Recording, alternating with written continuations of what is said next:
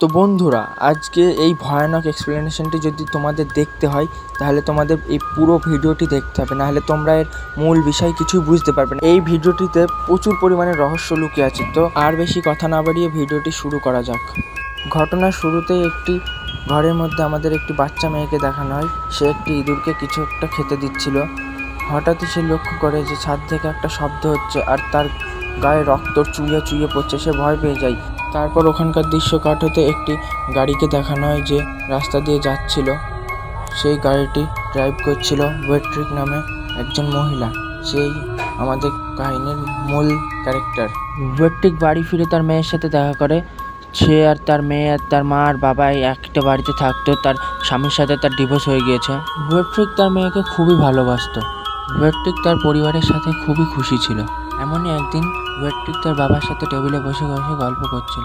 এখানকার দৃশ্য কাটাতে একটি খোদাই করা কর্মচারীকে দেখানো হয় যে কেমন করে আকাশের দিকে তাকিয়ে আছে। হঠাৎই তার কিছু একটা হয়ে যায়। তারপরের দিন সকালবেলায় সেই খোদাই করা কর্মচারীর মৃতদেহ পাওয়া যায়।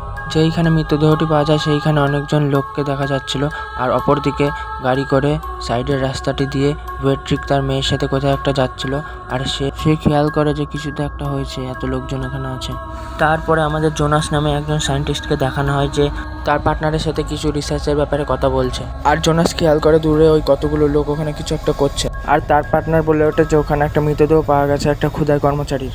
সেটা শুনে জোনাস খানিকটা অবাক হয়ে যায়। তারপর সেখান থেকে সোজা জোনাস তাদের ক্যাম্পে চলে যায়। ক্যাম্পে গিয়ে দেখে যে তাদের টিমমেটরা একটা বৈচিত্র্য লাশের খোঁজ পেয়েছে। তারপর ওখান থেকে দৃশ্য কাটাতে ওয়েট্রিক ও তার মেয়েকে দেখানো হয়। ওয়েট্রিক ঘুমিয়েছিল, তার মেয়ে তাকে বারবার ডাকছিল।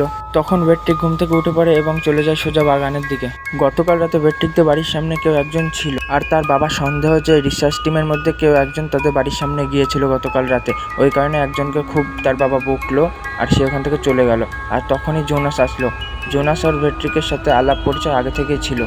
তখন জোনাস আর ওয়েট্রিক মিলে তার বাবাকে বোঝায় যে আর কেউ যাবে না তাদের বাড়ির সামনে। তখন তার বাবা শান্ত হয় সেখান থেকে চলে যায়। তারপরে দেখা যায় ওয়েট্রিকের বাবা ও তার মেয়ে দুজনা মিলে একটি জঙ্গলের মধ্যে একটি গাছে ক্যামেরা লাগাচ্ছে। সেই ক্যামেরাটিতে একটি সেন্সর ছিল। যদি কোনো লোক ওই ক্যামেরার সামনে আসে তাহলে সেই ক্যামেরাটি আপন ইচ্ছাই সেই লোকটির ছবি তুলে নেবে। অপরদিকে দেখা যায় ওয়েট্রিক ও জোনাস দুজনে মিলে একটি রেস্টুরেন্টে বসে ড্রিঙ্ক করছিল আর গল্প করছিল। তাদের মধ্যে খুবই বন্ধুত্বপূর্ণ সম্পর্ক হয়ে গিয়েছিল। তারপর সে সেখান থেকে সোজা বাড়ি যায় এবং তার মেয়েকে একটি কাহিনী বলতে বলতে ঘুম পাড়িয়ে দেয়। হঠাৎ একদিন রাতে ওয়েট্রিক আর তার বাবা গার্ডেনে দাঁড়িয়ে দাঁড়িয়ে গল্প করছিল। তারপর ওয়েট্রিকের প্রচুর পরিমাণে ঠান্ডা লাগে এবং সে সেখান থেকে চলে যায় বাড়িতে। বাড়ি গিয়ে সে সব লাইট অফ করে ওপরে উঠতেই যাচ্ছিল এবং সে লক্ষ্য করে তার পিছনে একজনকে দাঁড়িয়ে আছে। সে এই দৃশ্য দেখে খুবই ভয় পেয়ে যায়। সেই লোকটি শুধু তাকে একটাই কথা বলছিল, সরি সরি সরি। ওয়েট্রিক সেখান থেকে পালিয়ে তার মাকে সব ঘটনা বলে যে কেউ একজন এসেছে তাদের ঘরের মধ্যে ঢুকে।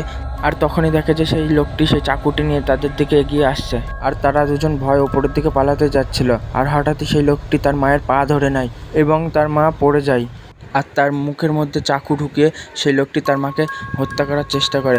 হঠাৎই তার বাবা পেছন থেকে একটা হাতুড়ি সেই লোকটির মাথাতে মেরে সেই লোকটিকে অজ্ঞান করে দেয়। তারপরে তাদের বাড়িতে অ্যাম্বুলেন্স আসে এবং সেই লোকটিকে নিয়ে চলে যায়। তাদের বাড়ির লোক প্রচুর পরিমাণে ঘাবড়ে ছিল সবাই। তারপর দৃশ্য কাট হতে দেখা যায় ওয়েট্রিক এবং একটি বাচ্চা মেয়ে একসাথে একটি লিফটে ওঠে। সেই বাচ্চা মেয়ে ওয়েট্রিককে বলে যে সরি এবং সে তার সাথে হাত মেলাতে চায়। যেই না ওয়েট্রিক সেই মেয়েটির সাথে হাত মিলেছে সঙ্গে সঙ্গে লিফট বন্ধ হয়ে যায় এবং লিফটের সব লাইট নিভে যায়। আর তখন ওয়েট্রিক লিফটের কাচের দিকে তাকাতে একটি ভয়ানক আত্মা দেখতে পায় তার পেছনে। আর যেই পেছন ঘুরে সঙ্গে সঙ্গে লিফটের আলো চলে আসে এবং সেই আত্মাটি গায়েব হয়ে যায়। আর সেই বাচ্চা মেয়েটি নিচে পড়ে ছটফট করতে লাগে। এইটি দেখে ওয়েট্রিক সেখান থেকে পালিয়ে যায়। তারপর দৃশ্য কাটাতে জোনাস ও ওয়েট্রিককে একসাথে দেখা যায়। তাদের দুজনের মধ্যে একটু তর্কাতর্কি লাগার জন্য ওয়েট্রিক গাড়ি থেকে নেমে যায় এবং মাঠের দিকে ছুটতে লেগে পড়ে অন্ধকারের মধ্যে। আর তার পিছন পিছন জোনাস দৌড়ে দৌড়ে আসছিল।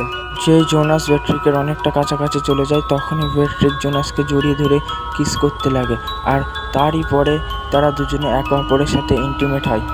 তারপরের দিন সকালে জোনাস যখন ওই মৃতদেহটি পরীক্ষা করছিল তখনই তার সেক্রেটারি একটা বই তাকে পড়ে শোনাচ্ছিল। সেই বইয়ে মোলাচ নামে একটা শয়তানের ব্যাপারে সব কিছু লেখা ছিল। জোনাসের সেক্রেটারি তাকে সব ঘটনা পড়ে শোনালো। এটা শুনে জোনাস অনেকটাই অবাক হলো। তারপরে দৃশ্য কাটাতে দেখা যায় যে ওয়েট্রিক জোনাসের ক্যাম্পে ঢুকে সেই বইটি পেয়ে গেছে এবং সে জানতে পেরে গেছে যে তাদের বংশের প্রত্যেক মহিলাই মোলাচ শয়তানের হাতে বলিদান হয় নিজের গলা কেটে। সে সেখান থেকে সোজা বাড়ি এসে ব্যাগ গোছাতে লাগে সেখান থেকে চলে যাবে বলে। আর তখনই তার মা এসে বলে যে কী হয়েছে। আর তখনই ভেট্রিক বলে যে কেউ একজন শয়তান আমাদের পরিবারের সকল মেয়েদের কাটে, আর আমি এখানে থাকবো, আমি কখনোই থাকতে পারবো না। সেই বলে ভেট্রিক ওখান থেকে বেরিয়ে যেতে লাগে। তারপরে ভেট্রিক এবং তার মা নিচে আসতেই দেখে যে তার বাবা গেটের সামনে কেমন জানি করে দাঁড়িয়ে আছে এবং সে জোরে জোরে দরজা নাড়াচ্ছে। সে ভেঙে ফেলবে দরজা এমন অবস্থা। আর সে তখনই দরজার কাঁচটি ভেঙে গেটটি খোলার চেষ্টা করছে। সেই তখনই ভেট্রিক দৌড়ে গিয়ে চাবিটা খুলে নেয় আর তার বাবা গেটটি খুলতে পারে না আর পিছনের দিকে চলে যায়। তারপর ভেট্রিক তার মেয়েকে একটি কামরায় বন্ধ করে দেয় এবং বলে দেয় যে যদি তোমার দাদু ডাকে তাহলে তুমি সাড়া দেবে না।